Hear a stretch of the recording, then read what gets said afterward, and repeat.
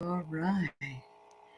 There we go. Hi, everybody. Welcome. Hey, everybody. Welcome. And my special guest today is Fernando Marron, and you can call him Fernie, right?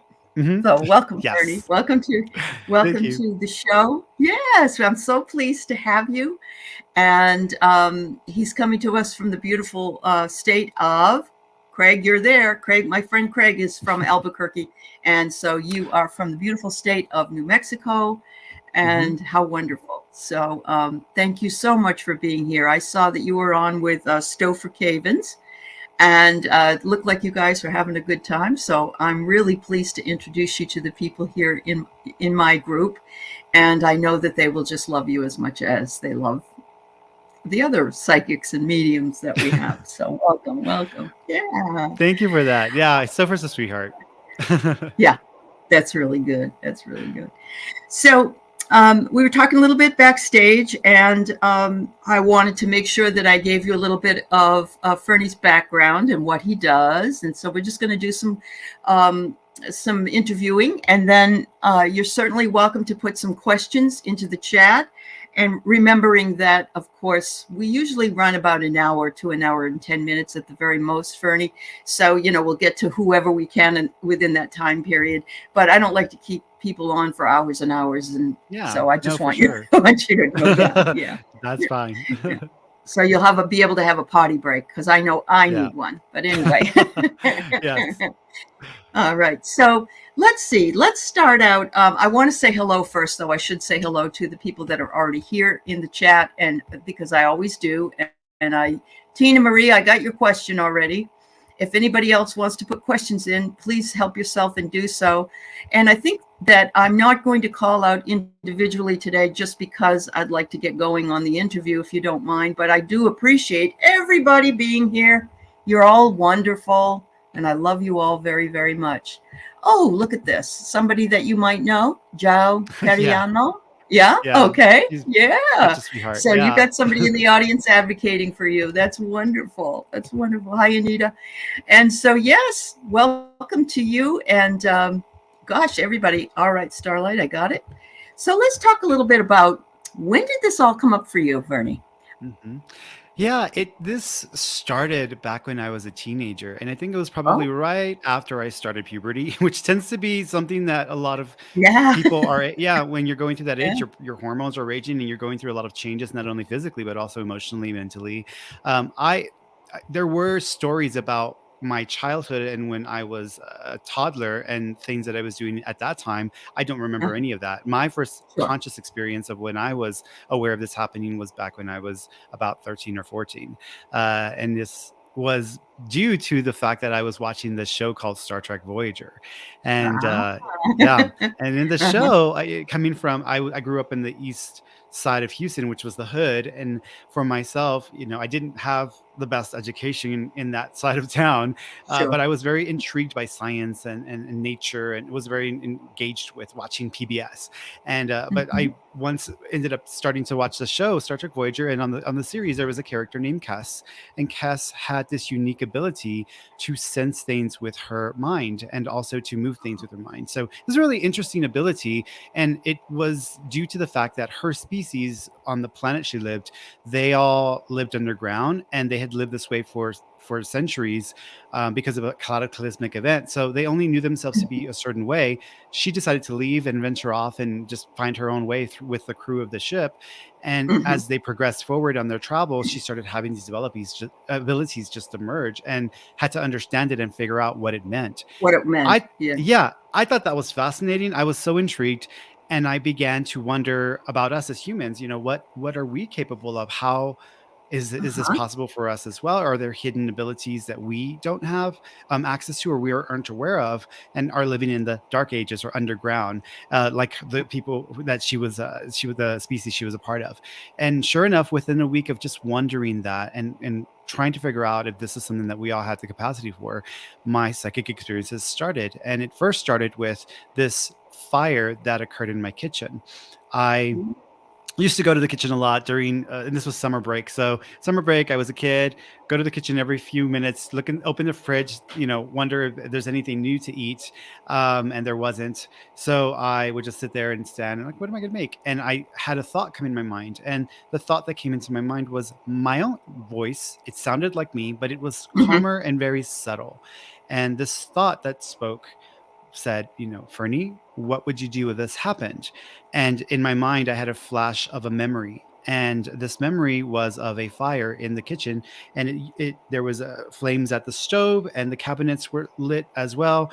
And the thing about it was, this had not happened. So I was remembering something that hadn't occurred yet. And I thought Future to myself, memory. yes, Yeah. exactly. And Yeah. I thought, Uh-huh. what? Okay, well, and I didn't think anything of it. I just thought it was a random thought. But Sure. I considered, well, if something like that happened, what would I do? So I decided to come up with a plan of action.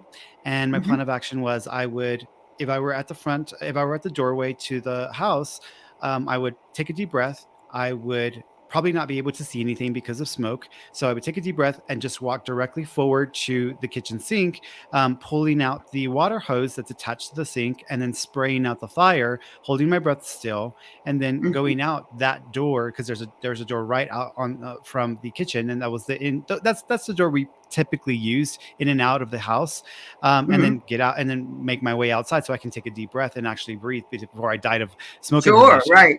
Yeah, so Right. those were my thoughts, and I came up with that plan of action, and I repeated it every single day for almost 2 weeks. No reason at all, several times a day, just decided to start practicing it. 2 weeks later, my mother was at work.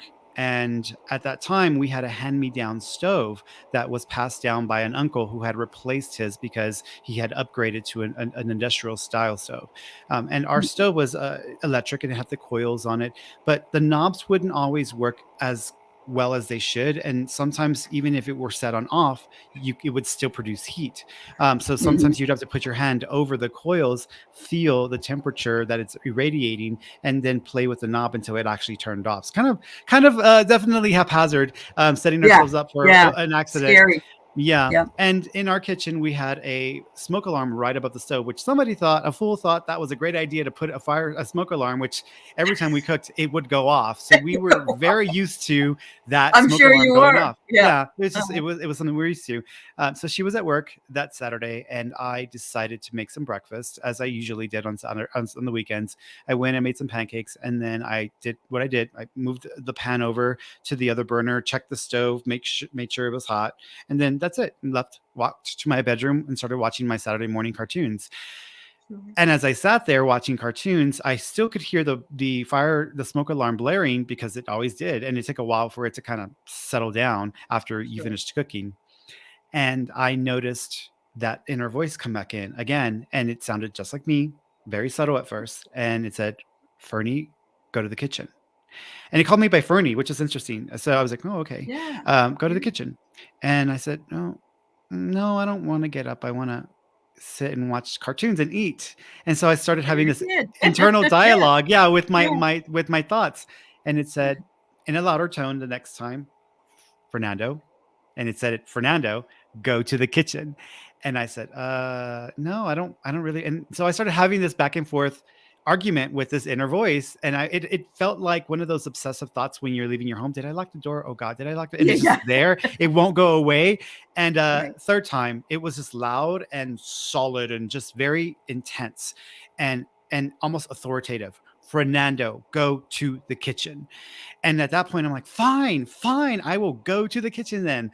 So I got up, I walked over to the kitchen, and as soon as I approached the doorway, I saw smoke billowing out, black smoke of the kitchen door, and these sparks and lights coming Yeah. from flames. And immediately I knew what had happened. So I ran straight up to the door at that point, and there before me was the exact vision I had 2 weeks prior of the stove on fire, the cabinets, and the entire space filled with smoke. It was so dark, all you could see was the fire in the kitchen that was at the burners. You couldn't see the rest of the inside of the kitchen.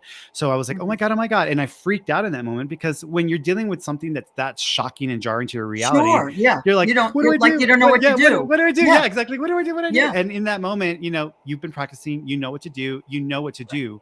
And so I said, okay. And so that's exactly what I did. I took a deep breath and I went straight ahead to the stove, to the sink. I pulled out the hose, sprayed down the fire, which I'm surprised it went out because it was a grease fire apparently, but Yeah. sprayed down the Yeah. fire. And then Huh. I ran out through the side door once it was out, and I opened the door so the smoke could vacate. And then I took my first deep breath.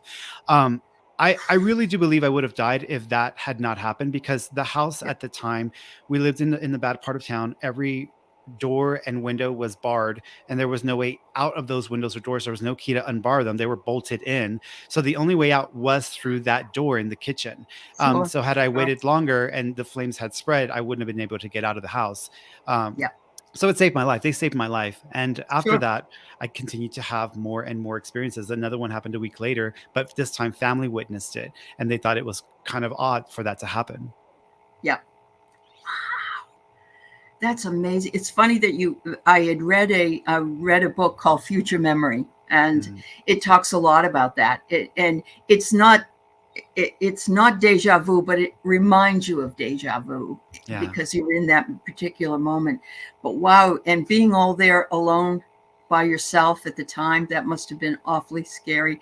And you're right about not knowing what to do first. My brother was a crash rescue Marine Corps during Vietnam, Mhm. and he also worked as a volunteer firefighter in my town. And Mhm. there was a huge building fire, and he went in to rescue kids. They were like underneath the cribs and stuff. But he Yeah. said there was one lady, and she didn't know what to do, and she didn't know what to take. So she walked out of the apartment with just a bunch Mhm. of bananas in her hands. She just Wow. grabbed the first thing she Yeah, that could. she had. Yeah. Wow. Yeah, yeah. Yeah. She Yeah, didn't because know your what brain, else to your do. like your brain Yeah, stops working in that moment, and you're just you're in shock and trauma. right. Yeah. Wow. So, how about when you first heard, I guess, spirits from the other side, Hmm. mediums, Yeah. mediumships? Did Well, that come much later? that Or happened. Yeah, a few, actually, the first time that was unintentional when that started to happen. uh-huh. So a few years later, after that first event with the fire, and this was maybe when I was in my early 20s, late teens, 19, maybe 2021. We lived in a different place. It was another apartment that we lived in, and I began to offer readings for people. I was Yeah. really pushing myself. Yeah, I was pushing myself to Mhm. just connect. And I saw Sylvia Brown on TV, and like I was just like in awe of her. And I Uh-huh. thought, when I first saw her, I said, "That's what I'm going to be. That's who I'm going to be. That's what I'm going to do." I just knew it Right. in the moment that I saw that. In the moment. Yeah. And which is interesting. I've been able to become friends with her goddaughter. So I've been able to connect with her family, which has been Ooh. an interesting thing. Yeah. Yeah. So that was a shocker to me. But uh, with with building up my own confidence and understanding how this works, and I started doing readings for people. I would come home from school, or from my job at the time. My mom would say, "Oh, well, all these strange people are calling you, and the phone's been ringing all day. Who are these people?" And I said, "Oh, I'm sorry. I'm like, I was going through this whole meditative technique and approach, and I would meditate for like 8 hours a day.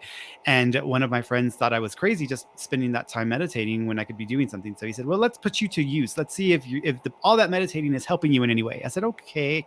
So he kind of threw a coworker at me on the phone and said, here's my coworker. Go ahead and read for her. And I said, I've never done this before. This is my very first. But I did. I did Good. it. Good. Yeah. And apparently it was good. And she told her friend, and then told another friend. And the next thing you Oh yeah. know, I've got people Mustard. calling me. Yeah. And I wasn't Yeah. charging back then. I was just doing it because I wanted to develop my abilities. Sure. Yeah. Well, a couple of months into doing that, I had a few individuals that I read for who kind of caused me to reassess whether I really was ready to do this or not. And I felt a bit uncomfortable, and I didn't have a backbone back then, so I didn't know how Mhm. to speak up for myself or really hold my own. And it didn't take very much for me to lose confidence and for me to just decide to Sure. pull back. And I did. I pulled back and make the mental decision that I wasn't ready and I wasn't going to do it. So it took about 10 to 15 more years with my I abilities get being it. shut down. Yeah. And Mhm. then after that time, that's when I started having them return when I took a Reiki course, and my abilities started to switch back on as soon as I became a Reiki master.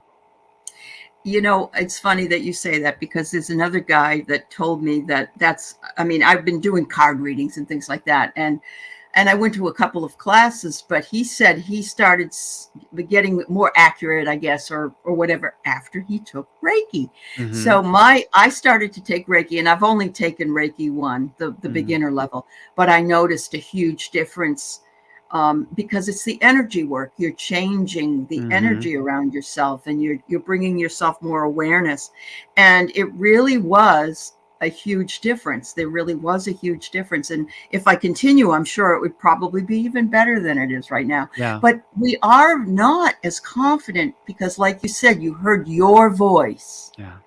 And when Yeah. we hear our voice, we think, well, what the hell we know? You know? Yeah. Right. Well, and in my case, my mother, she's a schizophrenic, and so in our Okay. family, the idea of hearing voices Yes. automatically triggers these ideas like, oh no, not another one. Oh, no. And Yeah. and I thought maybe I was schizophrenic, or I was, and because they sounded like my own voice, except Sure, just sure. different. It was very subtle but Yep. different. And but I have a lot of clients who are psychotherapists, so that makes me feel a lot better, that Oh, I don't have to good. worry. Yeah. So I feel Yeah. good that if you've got Uh-huh. psychotherapists and people who work in those professions, Right. I would assume they would tell me, sir, I'm sorry, but you should probably go see a doctor because I think you're suffering from a Right. dissociative personality disorder or something. Yeah. But no, it's worked out fine. But when I decided to do Reiki, doing Reiki was my last ditch effort to do something within this industry, within spirituality, that could allow me to have a practice and maybe have this as work that I could do full time instead of being at Starbucks, because I was a Starbucks store manager for many, many years. Right. And I Right. was kind of ready for a change. It'd been about 10 years and I was like, I'm ready for a change. So I when I my abilities kicked back on and switched on, it was right after my friend had talked me into trying Reiki for the first time and then Okay. learning it. And I was like, well, if I can't be a psychic or medium full time and do this as a living, then I would rather just go ahead and do Reiki. And I did. I learned Reiki, and Oh, good. Okay. Yeah. within that, and I interned with her for about a year. But in that first month of practicing Reiki is when I realized what my block was, or what was causing me to not Sure. have access to my abilities, which was I was afraid of being wrong. I was afraid of being Yeah. seen as a fool and making a fool of Right. myself. Right. I had these expectations of how this should work, or how this should function, and how I should be correct 100% of the time. There was these I know. unrealistic expectations and these In self-induced blocks. everything. Right. Exactly. Right. And Right. when with Reiki, I was struggling in the beginning because I wasn't channeling the energy properly. And then I had to work with my friend, and she said, you're trying to control the process. You need to just go with the flow and let yourself be used instead of trying to, you know, Thank you. force this to work a certain That's way. right.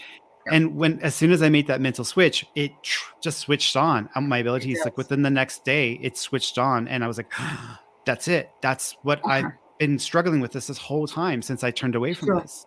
Sure.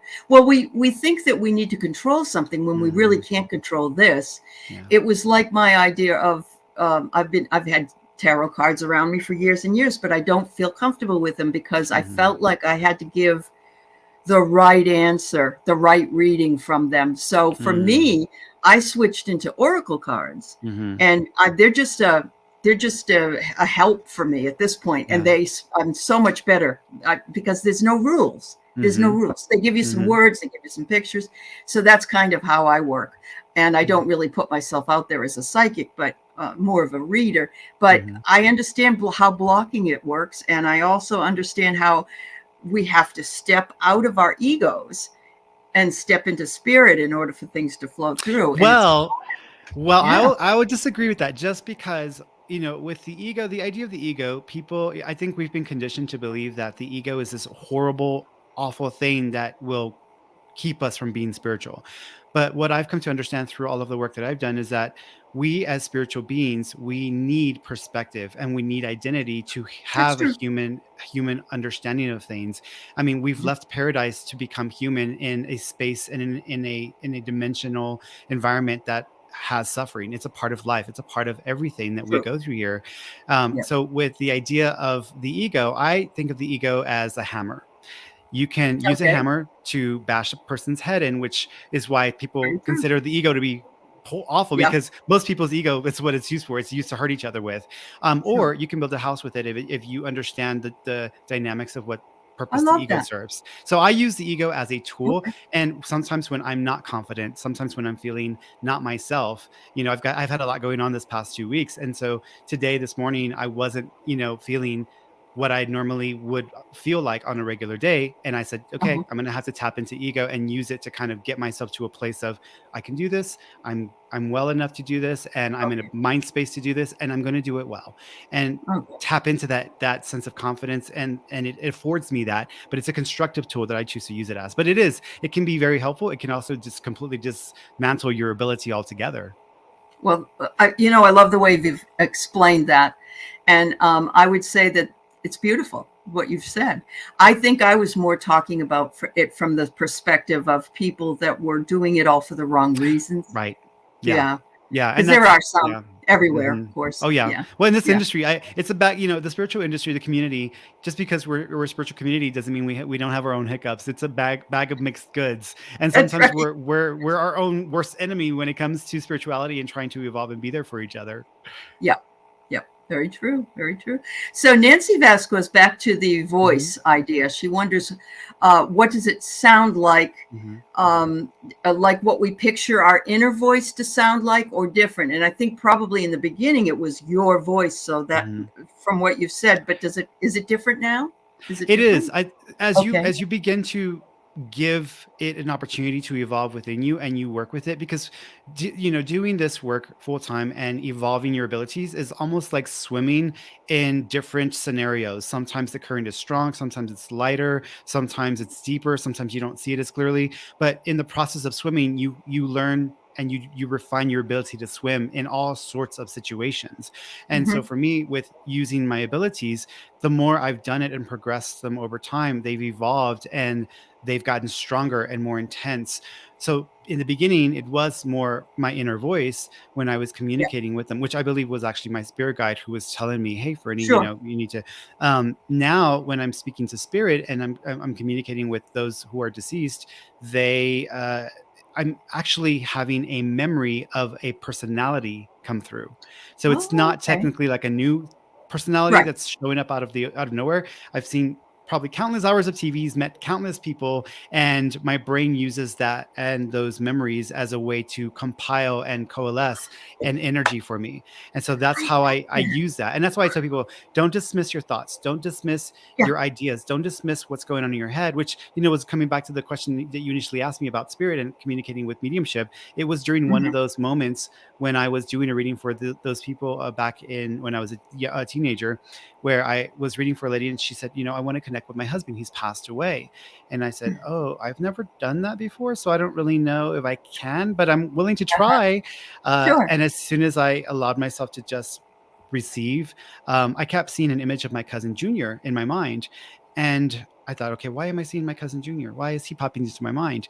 And specifically, he had a habit of wearing cowboy boots, and he always wore these cream colored cowboy boots with half beads kind of just covering the entire boot.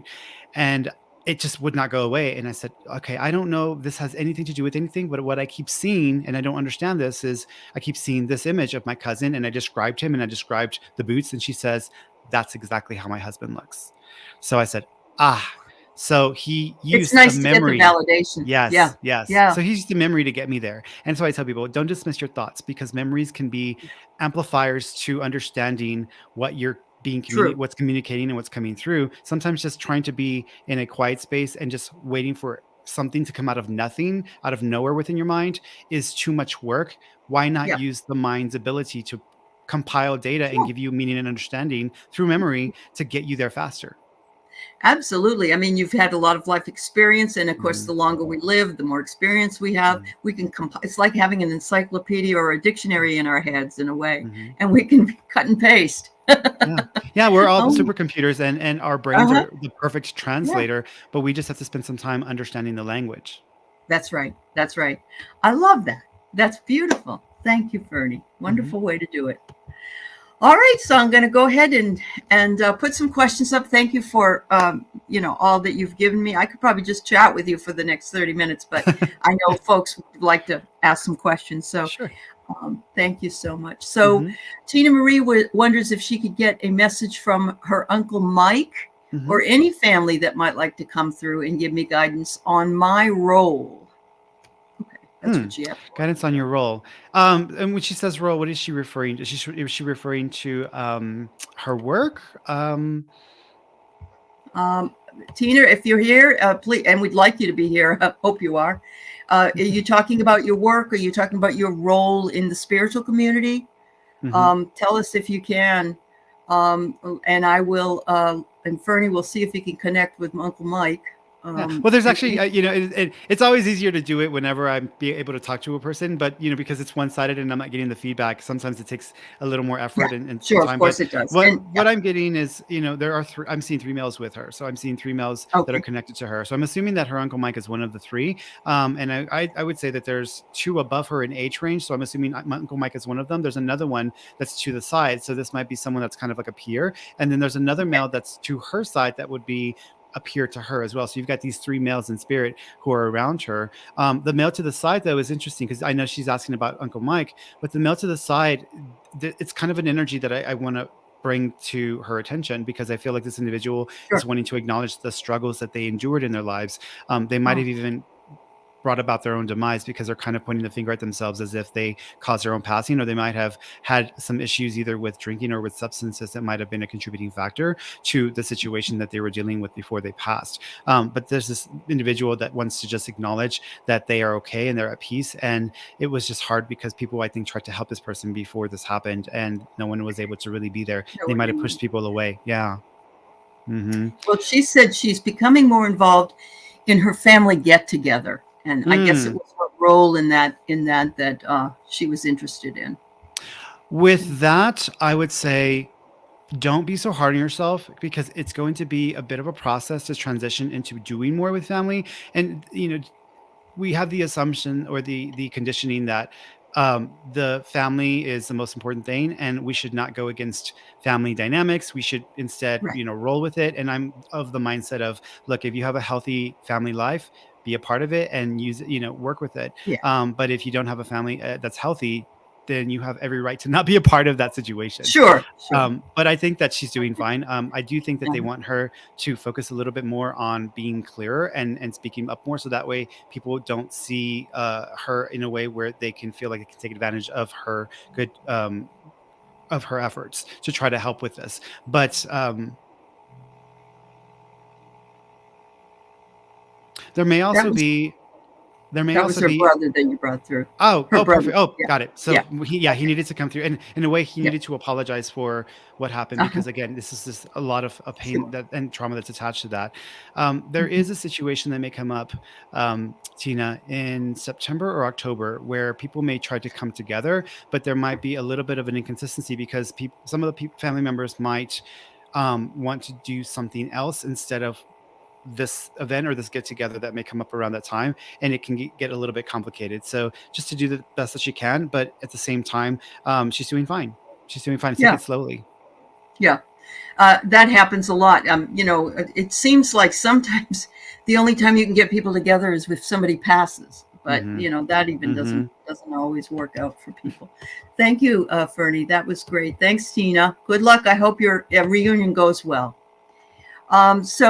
Starlight, or whose name is Juanita, she wonders Mm-hmm. if you have any messages from angels or guides Mm-hmm. for today. Yeah. Yeah. So when it comes to guides, I always tell people we have angels, which are these pure forms of energy that represent love and intention.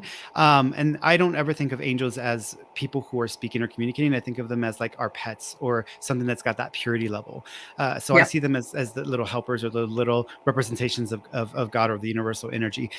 With guides, though, we all have guides, and we usually have a primary guide, and then there are usually alternates who come in during different periods in our lives when we are doing something specific.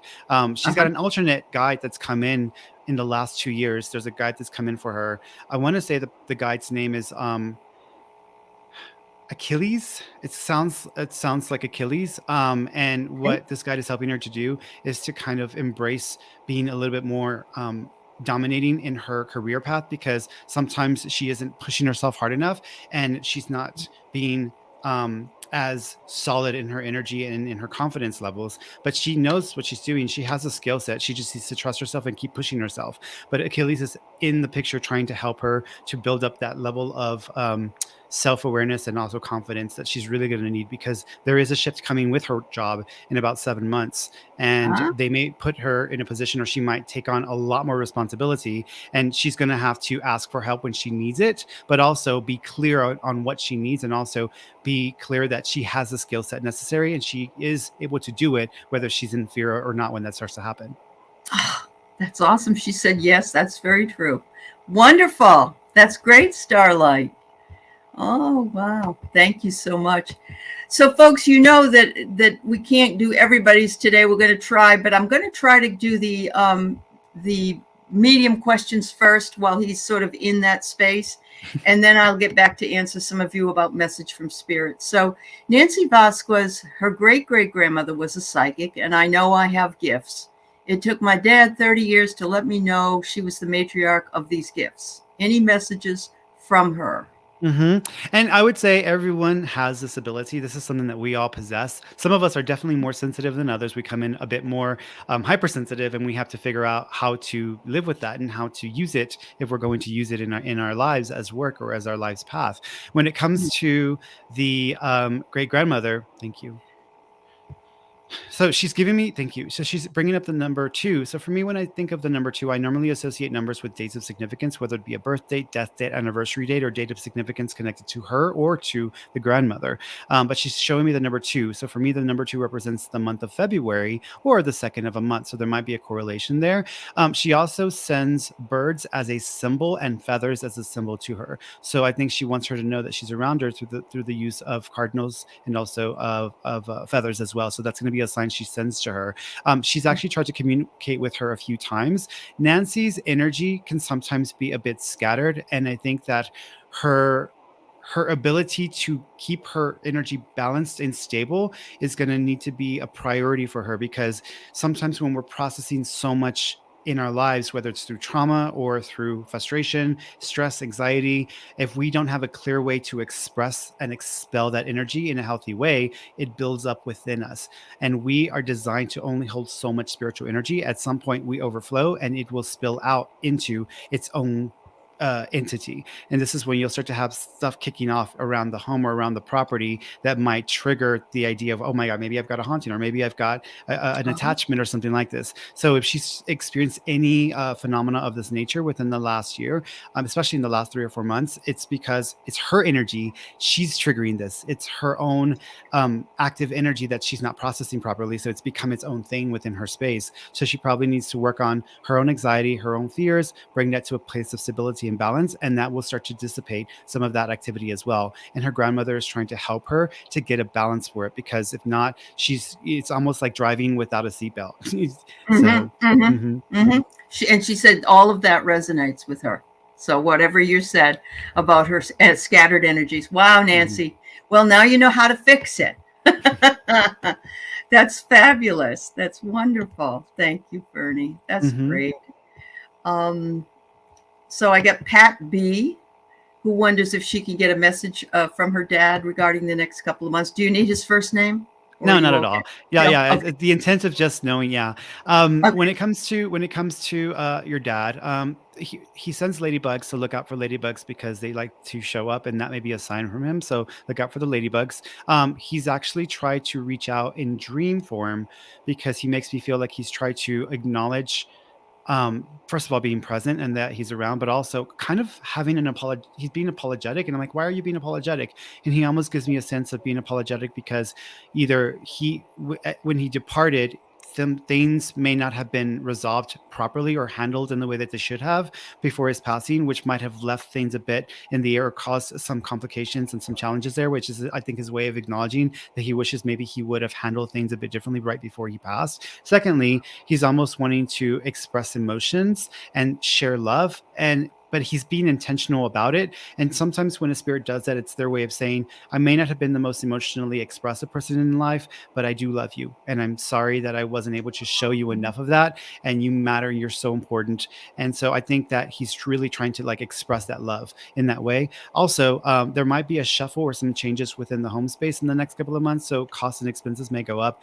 during that period. And they may have to either make some renovations, some repairs, or may just have some excess costs that they may have to work around. Sometimes that also happens if someone's relocating or moving or buying or selling, but there's some shuffling of things in the next couple of months. Okay. She said, oh, yes, that's right. Always nice to get the affirmation that you got the right person and the right message. Wow, that's fabulous. Thank you. Mm-hmm. All right, so let's see. Delta Dawn's flower, her mom passed Mm-hmm. in December 2002. So I've got two females.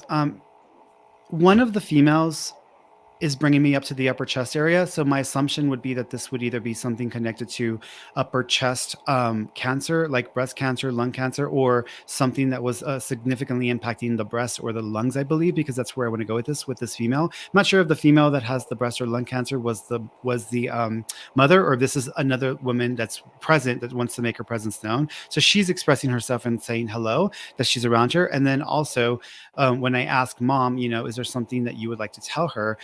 She keeps acknowledging butterflies, and that's being assigned to her. She's also showing me rocks. Okay, there you go. So yes, so she's acknowledging these issues and the challenges that were handled. She also keeps acknowledging these crystals or stones that may exist in the garden or in plants. So I don't know if she collects stones and puts them in a garden for energy, but she's acknowledging these stones. And I know sometimes with people, especially after they pass, people will go and they might find a stone and collect them, or they may get a stone and paint it and put something on it and write it. So she's showing me these affirmation or these stones that may represent something in a garden area. Wow, that's so beautiful. Yes, wow. All right. So there was your mom. So all those years ago, she passed, and she's still around helping you out. Oh, she collects stones. Yep. Oh, she does? Yeah. Okay. Oh, that's one. Thank you for your, letting us know. That's wonderful. I have Christy here wondering about her grandpa Stephen.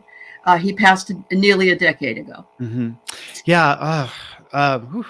So he's very much trying to express love for her. Not only were they close, but the level of love, it's almost like a friendship that was there, besides just being like a grandfather and so forth. So the level of love that he's expressing is a bit intense, and sometimes when I feel it, it brings me to tears, which is what he's giving me, is a level of that intensity.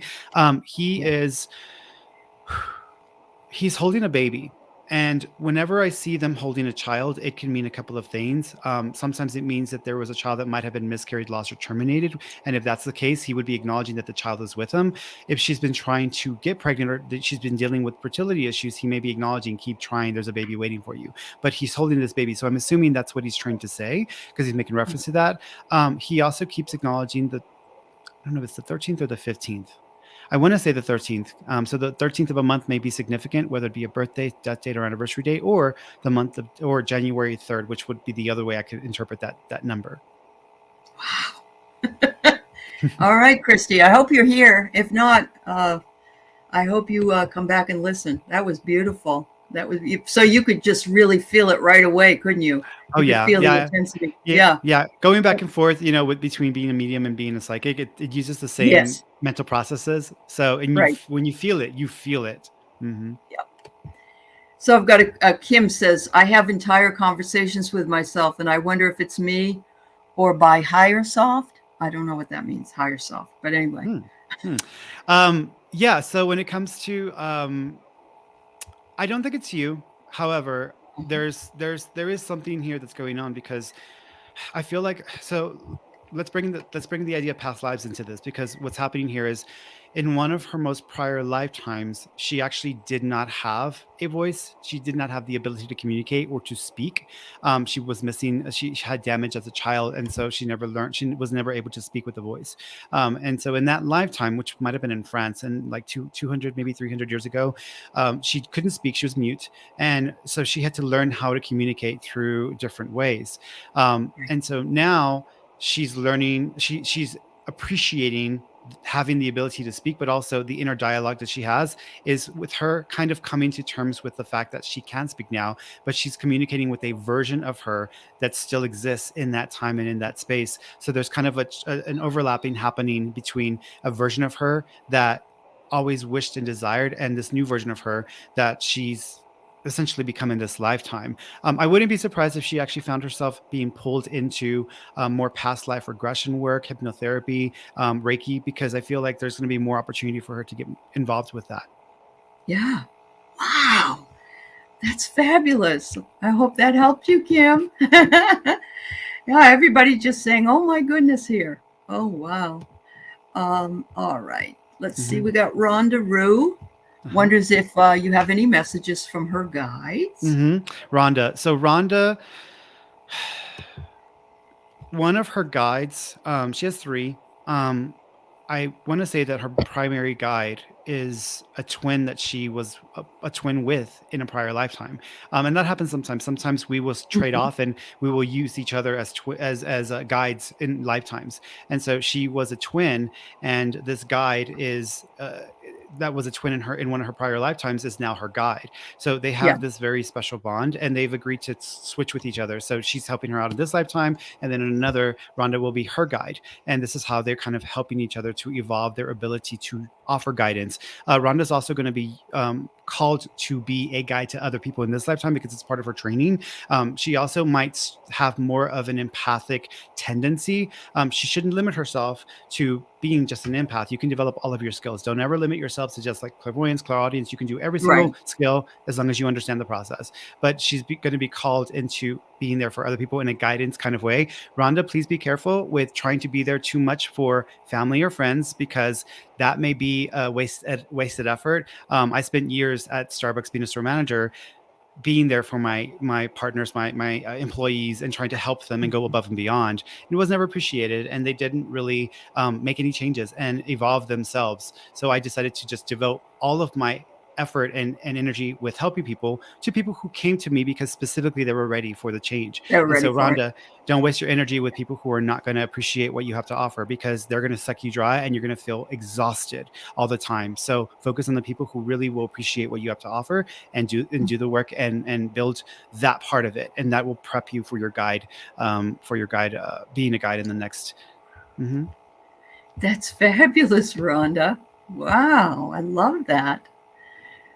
All right. So Yvette Braggs wonders when her dad's insurance papers might come. Yeah. So there's 2. I want to say that I think that there's 2 different versions of the insurance papers, because I feel like there was an initial set that was set up when this was done at within a certain time frame, and then for some reason I feel like there was an update to the policy or change that might have occurred at some point that might have either changed the information or the amount or the people that were listed on the policy. So there might be some confusion there with trying to get that all sorted out. I do think that she'll get more moving along in about 3 months, but it feels like she's not really going to see anything significant coming from this until maybe September or October of this year. Well, at least she knows, and that's always good to know. All right. So we have Viviani here, and she wonders if she can get a message from her guide. She's a great moderator. Thank you, Viviani. Yeah, Viviani. So they want you to stop hiding behind the scenes. They want you to step forward, and they want you to start pushing yourself, because you have enough light to shine on your own. You do not need to ride the coattails of other people. So even though you're learning a lot and you are gaining so much awareness of your own abilities and capacity for sensing, you have to push yourself. You cannot hide in the shadows. So you're going to have to push yourself if you want to get to the next stage. Wow. There you go, girl. You go jump in. You jump in, Viviani. That's wonderful. Special message from Spirit for Scorpio Mama. Yeah, sometimes Scorpio Mama. So sometimes when I connect with spirits, we always want to think of love and light with everything, but the world isn't love and light, and we are not all love and light people. Some of us do horrific things in the world. Some of us are really not the easiest to deal with. And when I connect with spirit for you, there's a male that's coming forward, and what he's doing is he's triggering a lot of my own childhood memories of what I had to go through and endure as a child with abuse, mental abuse, emotional abuse, sexual abuse, etc. There's a male in spirit either connected to you or directly to your family who may have been this kind of person. He might have been an alcoholic, might have been a smoker, or wasn't the nicest person to deal with. And I do think he suffered from a mental condition, but he's wanting to acknowledge his faults and apologize for the harm and the trauma that he has caused to other people. And this might have occurred with 3 females. So he's wanting to make sure that they understand that he is so sorry for what he's done because it's affected the rest of their lives. Wow. All right. Hopefully you understand what he's saying. Yeah. Yeah, she knows. She knows who he is. Yeah. Yeah. Okay.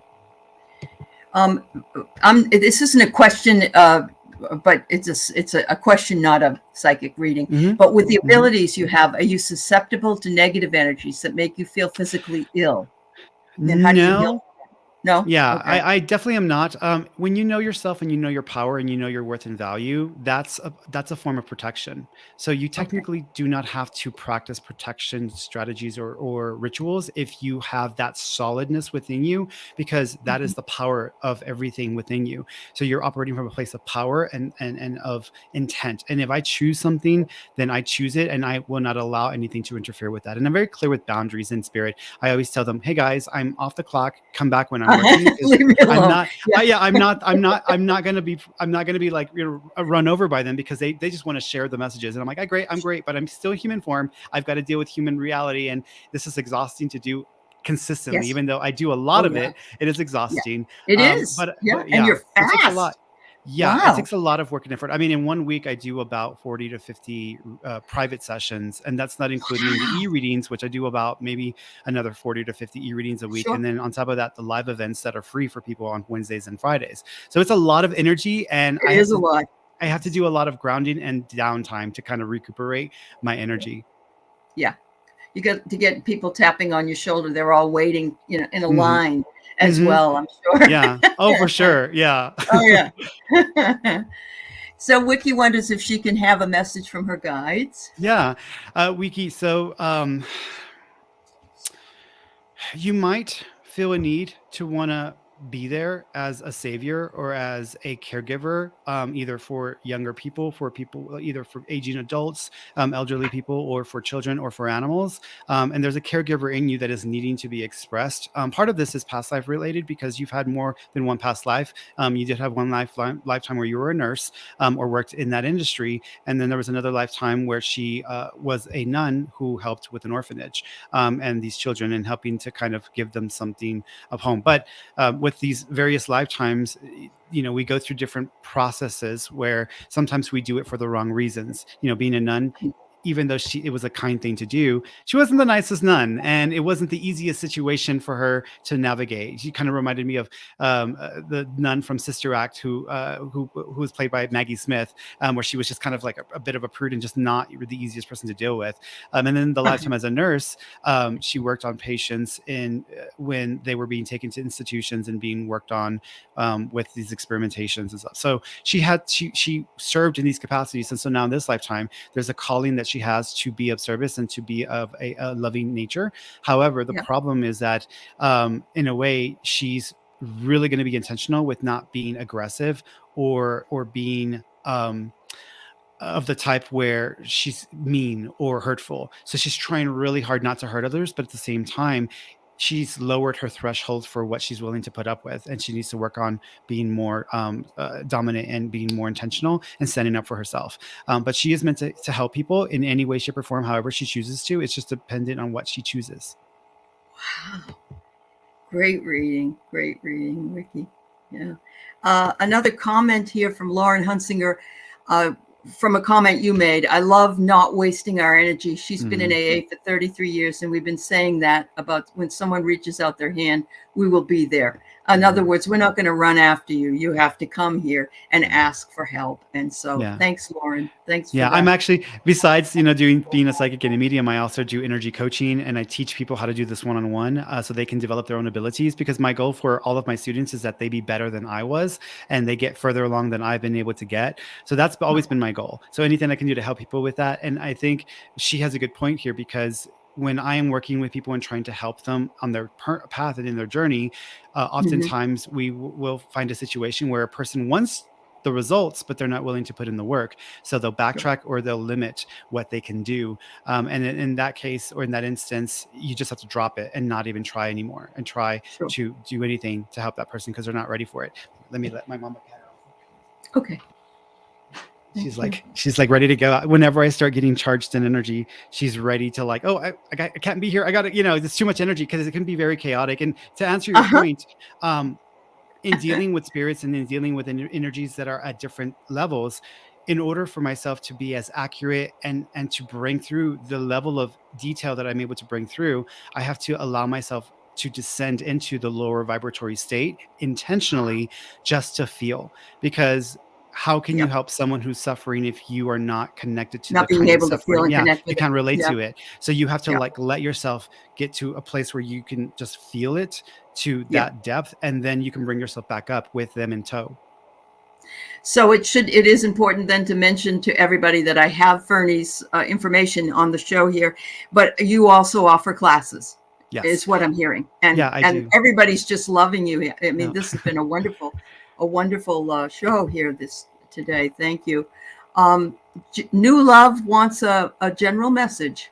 If Well, you a general yeah, message could take us into 1,000 different take us directions. into Yeah, thousands of yeah, things. Huh? that yeah. All Give me right. something to focus Um, on. yeah, New Love, give me something. He needs something, and I'll Yeah, come back because to you. I'll I go mean, to I yeah. do reading, like I do general readings, but my general reading is a 30-minute process. So when she says general Sure. reading, I'm like, oh, that could go into a 30-minute reading.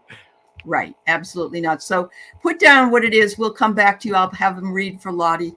Do my guides have any guidance about my internet business? Yeah, the internet business. So there's three forms. You might do this three separate times. The first version of this business, I don't think it's really going to take off, but I think you learn a few things, and you might try it for like a few months before you decide maybe you want to change strategies. The second version of the business has more of a service attachment to it. So it may be a combination of things that are being done or offered through the internet, but then also services that they may incorporate with that. I think that might be a better fit. And then there's another internet business that they'll also work on, but it's a completely different type of business altogether. And I Yes. think that's more Okay. to do with marketing, advertising, or trying to support other businesses through services. All right, Lottie. There you go. There you go. Thank you so much. Here it is. New Love says she wants to know about love because she's single. Perfect. Yeah, I figured that. I was like, when I saw New Love, I was like, well, I wonder if it's gonna be New Love. So that makes sense to Uh-huh. me. So as far as like when I see you settling into something significant, because I feel like it's gonna take you about 2 years and 7 months to really, really get into something that I think is gonna stick. You might reconnect with someone you were involved with at the end of this year. I don't think that's gonna go anywhere. You might date other people and talk to other people, but I'm not seeing anyone for about 2 years and 7 months. The person's name starts with a J. I almost want to say, I'm assuming you're straight. If you're not, apply this to a female's name, but I'm assuming this is like a Jeffrey or a Je sounding name, JEF or JE sounding name like this. I want to say you meet them. I keep seeing seafood, and I keep seeing crawfish boil. I don't know if you're in the South or not, but I keep being reminded of like whenever there's a fish fry or crawfish boil. So you might meet them around the time when you're going or attending something like that. Yeah. Wow. All right. That's wonderful. That's wonderful. Okay.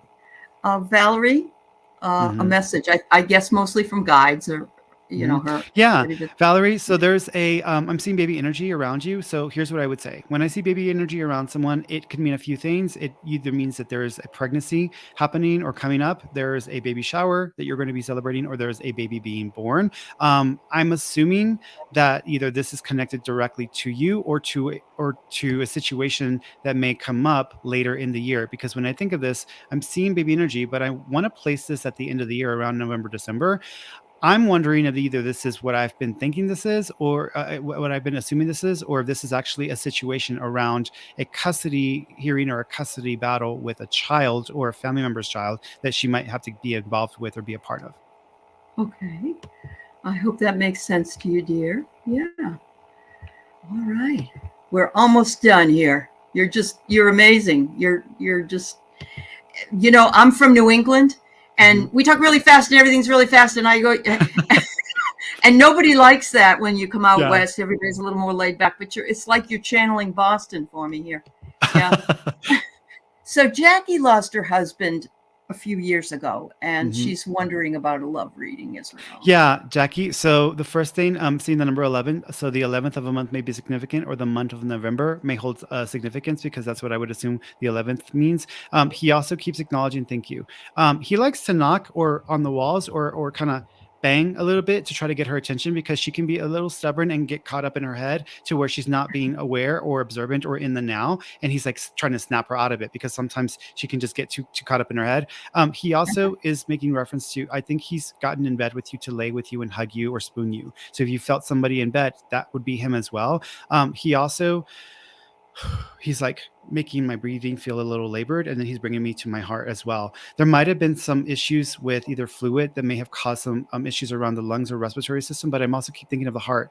I wonder if he had heart complications that contributed to this, or if this was brought on by us. What I'm reminded of is when I've talked to people and they got an infection or they became ill first, and they had like a cold or COVID, and then there was a heart event or a heart scenario that happened afterwards. So there's something like this that he's making reference to. So I'm assuming there were some issues that were coming up around that.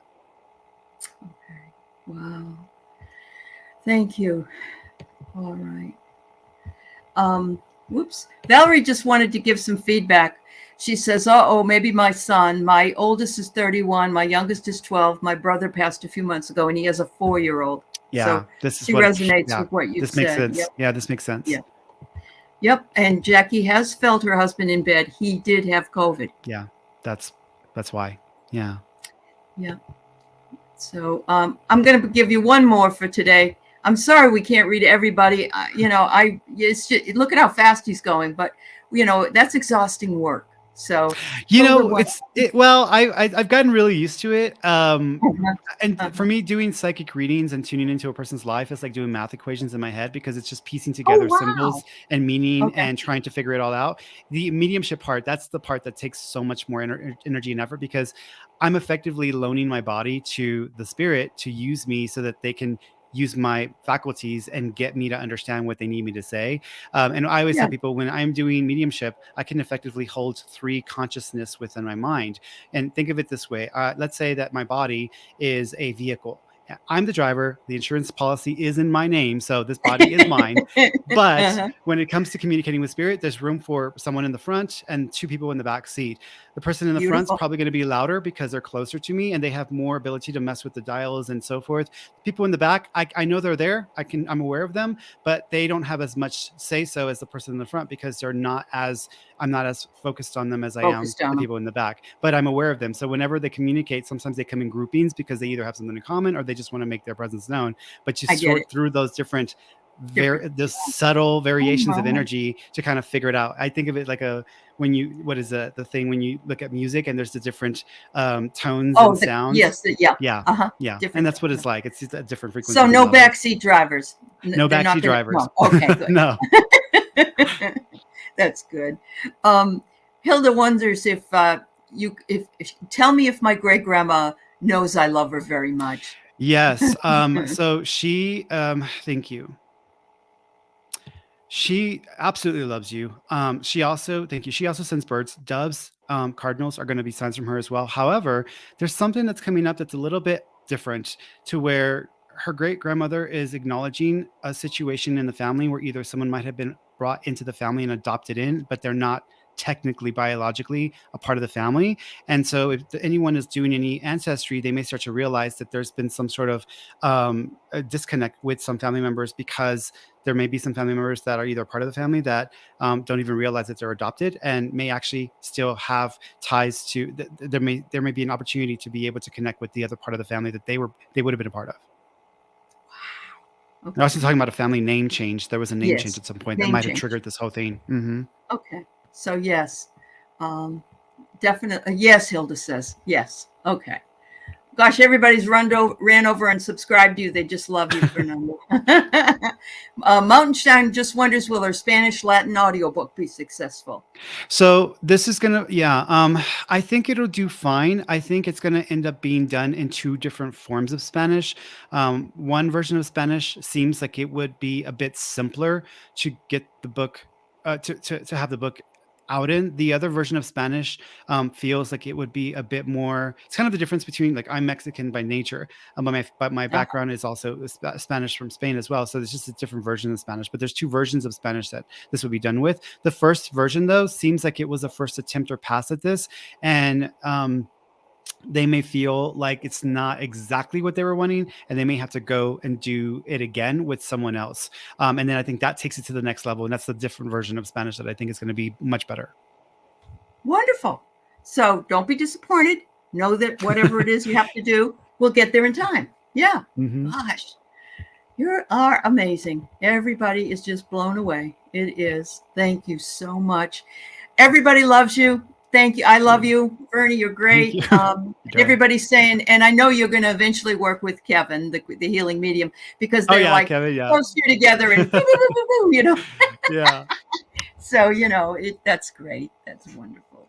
Thank you for being with me here today, and thank you, subscribers, for going over to his channel. Be quiet, and thank you so much, Bernie. Absolutely. Very Yeah, beautiful. and if people Beautiful. want to, if they, I do, like I said, I do Wednesdays and Fridays. I do offer free lives for people every week, as often as I possibly Okay. humanly can. And they can go to find that information on my website or on Instagram and on TikTok, which my username would be at FernieESP, FERNYESP. There are a lot of scammer accounts out there pretending to be me. On Instagram, I have the blue check mark now, so people can find me through that blue check mark, but they can just go to my website, fernandomarron.com, and everything is on there for them. Well, thank you. I had to mute myself because my dog at an hour, this is what she does. So Yeah, she's she's the ready to boss. go. She's ready to go. Yeah. All right. Thank you, everybody. Thank you so much for being here. Thank you, Fernie. We'll see you later. Have a good day, everybody. Bye-bye. Bye-bye.